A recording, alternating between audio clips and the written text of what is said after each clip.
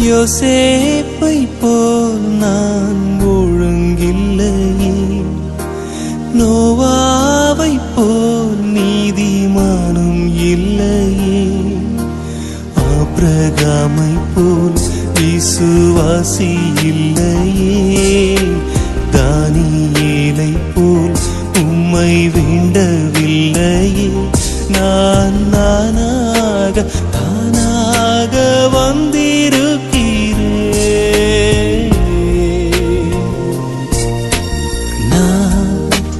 நானாகவே வந்திருக்கிறேன். பிரசன்னத்தில் வந்து நிற்கிறேன். நீ இன்று என்னை ஏற்றுக்கொள்வீராகும், ராஜ்யத்தில் சேர்த்து